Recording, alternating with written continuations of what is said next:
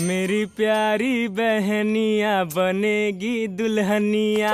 दीदी सुना था, प्यारी बहनिया बन के दुल्हनिया। बबलू सुन सुन सुन दीदी तेरे लिए एक रिश्ता आया है। सुन सुन सुन दीदी तेरे लिए। तू ना जना का इरिटेट करत तारा। पापा देखी ना। भैया रजनी के ना बतौला का? बतावल जरूरी ना बा बबनी, इनकर बियाह जरूरी बा। अब जितना पढ़ाई करे के रहे ना पढ़ ले ली, अब जिंदगी भर पढ़ाई ना चली। आ तू तो चुपे रहा, जब देखा तब बका बका करत रहेलू।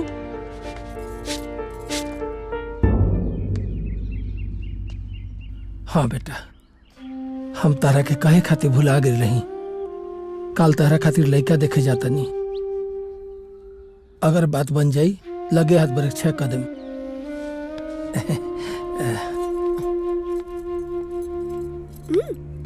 रजनी के ना बोल के गलती तो हम कैले ही बानी।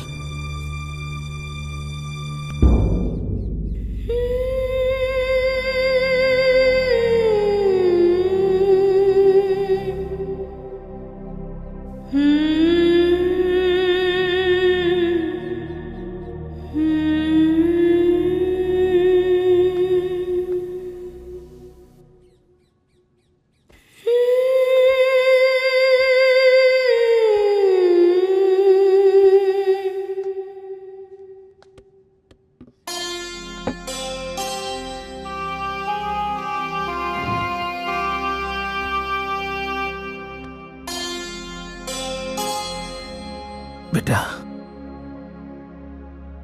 हम जानत तानी कि तू शादी नहीं करल चाहत, पर हम तहार बाप बानी और तू हमार जिम्मेदारी। तू हमरा से 5 साल में अगलू पढ़े खातिर हम तारा के 6 साल देनी। बेटा, तारा वैसा पढ़ाई में कोनो रुकावट ना आई। तारा ये बात के हम जिम्मेदारी लेता नहीं कि तारा ओहिजा कंपटीशन देला से केहू न रोकी।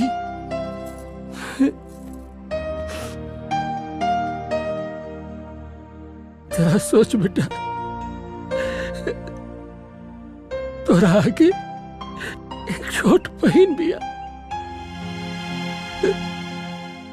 हमार मजबूरी के समझ हमरा पर भरोसा कर बेटा। बेटा, कहल जाला कि दुनिया में सबसे बड़ा रिश्ता बाप बेटे के होला। तू तो हमारे कलेजा के टुकड़ा हो। तारा बारे में हम बुरा कैसे चाह सकता नहीं। बेटा, एक लाचार बाप हाथ जोड़ता, अपन बाप के समझे की कोशिश करा।